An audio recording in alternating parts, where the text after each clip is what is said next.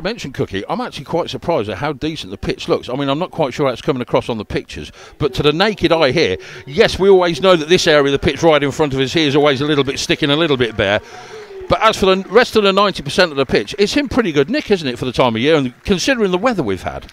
Well, indeed, it rained not heavily last night, as we know, and the pitch seems to be holding up well. We've been on the pitch. It is quite solid, which is surprising, but let's hope that it doesn't cut up too much. The game here on Tuesday night against Dorchester, and then, of course, a week today against Weymouth. So a lot of games to be played on it in a short space of time, and we all know that we need those games to be played because it's coming to the vital part of the season with the playoffs looming around the corner. Well, as I think John Dunham put in the Northampton Telegraph just a few nights ago, it's probably the most important week of the season, isn't it, as far as Kettering Town are concerned? He's only a young lad, Thomas. He's only about 20 years old, I think. Long ball for Stevens to chase. He's got there. Well done, Stevens. Fires in. Across the goal. First chance to Matt Stevens.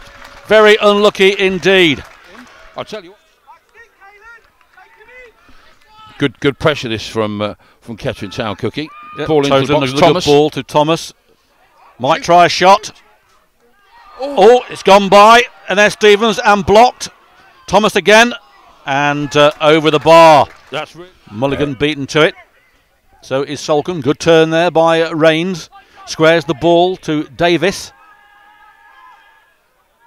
Little scissor there. A shot comes in. And into the arms of Paul White, who then is knocked down. Well, that's a shoulder charge. From the 9, Mitchell Page. What's the latest on Darrell Berry, Cookie? It's next season, I would think, before he can even entertain thoughts of playing again. But so I saw it's not been a while since I saw him. He'd still got that whacking great boot on his foot. Is that still the case? He's still wearing the boot. He is, and away goes Meikle. He's got Stevens in with him. Meikle might try a shot, squares it through. It's an own goal. Oh, no, it's not. An own goal. In comes a goal. Rhys Honors.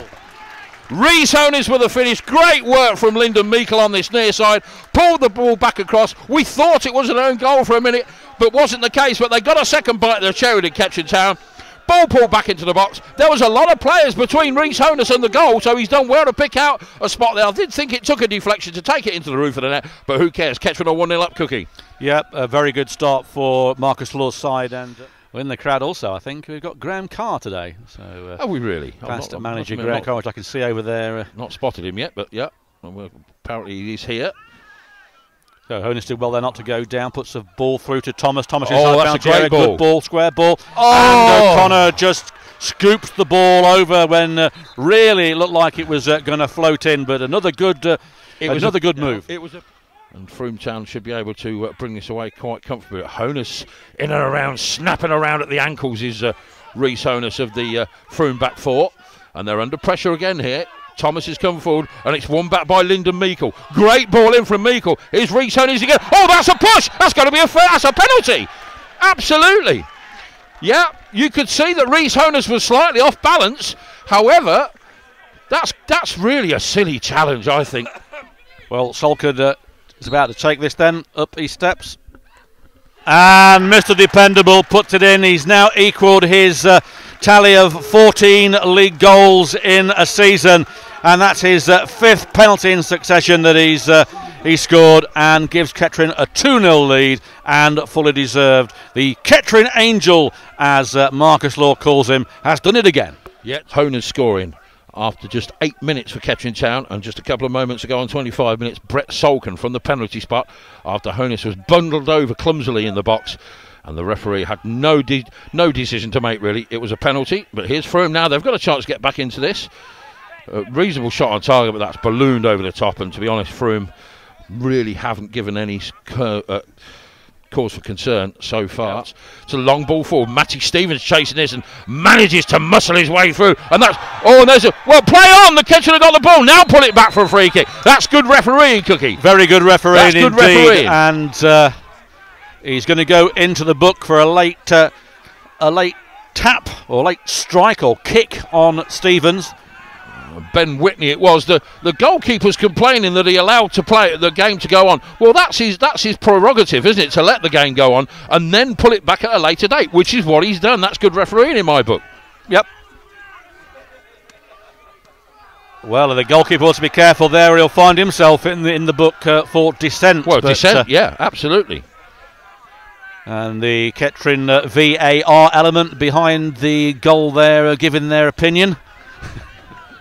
As you would expect. Well, the goalkeeper's got to try and keep his calm here, as the 3 Whitney's gone into the book for that tap of the ankles. Yeah, absolutely, yeah, absolutely. Just what was going through? I just don't understand what was going through his mind at that moment. As this could be a chance for Frome. That's a good hit actually, but straight at Paul White. But probably their only first shot on target, I think, after nearly 40 minutes. It's good from a Kettering point of view. It was Well, another goal for Brett Solkin. Yeah. Oh, that's a good ball, but Paul White should deal with this one. Is he out? And again, what a brilliantly taken penalty as well from Brett Solkin. Paul White getting away with that, although the linesman's in a good position on the other side. He did touch it with his hands, but he certainly was still inside the box when he did that. Well, according to the linesman anyway. I don't know how certain you are. I say that is an interesting decision from the referee in terms of Paul White. That's a strange kick from Paul White, and I think he'll get another go. He's not taking any chances. Oh, that's an awful header from Paul White. Oh, and Oren Penley. I tell you what, he knew nothing about that. No, completely got his back to the ball, hadn't he? Positioning-wise, he's there. Great defending.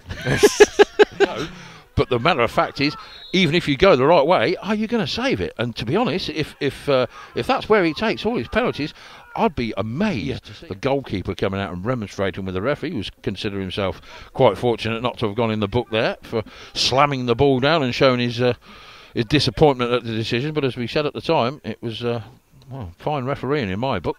Stevens with it, edge of the box, looks to twist and turn, does so, get it, it's on his right foot, can he get a shot away? He's going to go round the long way round, he puts the shot in, but it's into the side netting. Well, he stands over there, thought it was in. I had a cheer from the stands. If he can keep it.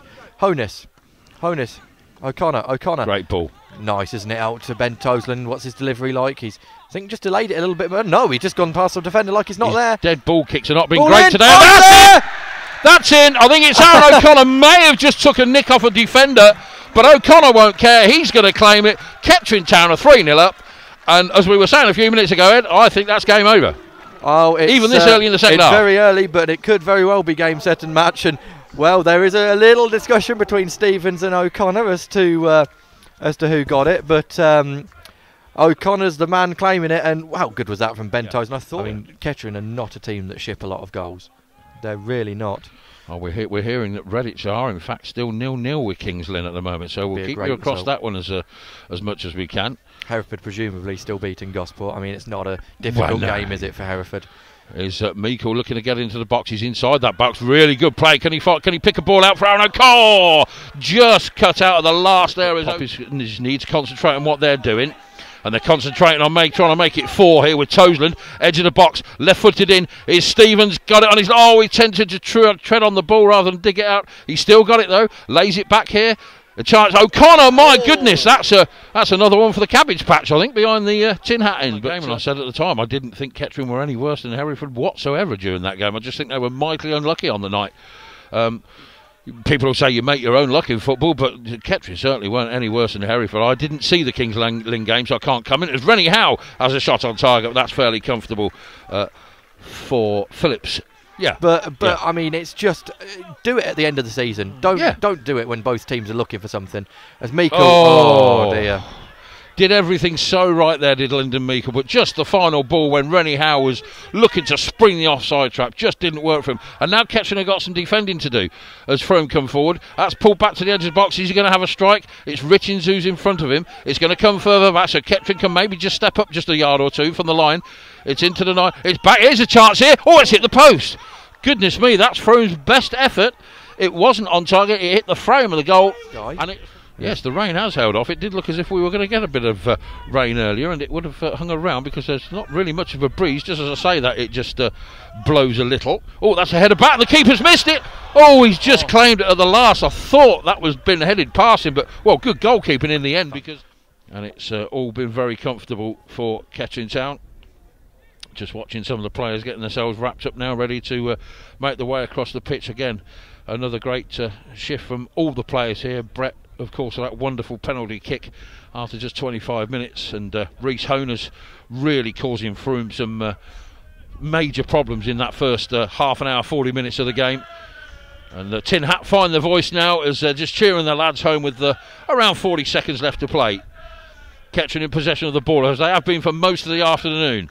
It's been all Kettering. Frome have only had sporadic chances, and there might be a chance for a fourth goal here. Oh, and it's a really good save from the keeper with his foot. Oh, and there's Rennie Howe with a volley that just whistles past the post. But that's another decent save from Kyle Phillips in the goal for Frome, because that looked almost certainly that it was going to be for a fourth goal and a Matt Stevens goal, but stuck a right leg out, and it was an impressive save in the end. That was a fantastic save, going the wrong way, falling over, and managed to chuck a boot well, at it. The thing, and I tell you what, the Rennie Howe one, I thought that was in. I thought that so was going to be a So did I. There is the full-time whistle. Impressive save from Phillips towards the end for Frome to stop it from being 4-0. Ed Palmer's going to make his way downstairs. Marcus Law shakes hands with the opposing bench. Everybody here involved with Kettering Town mightily happy. Impressive performance all round, and 610 people here to watch it. It's been a great performance.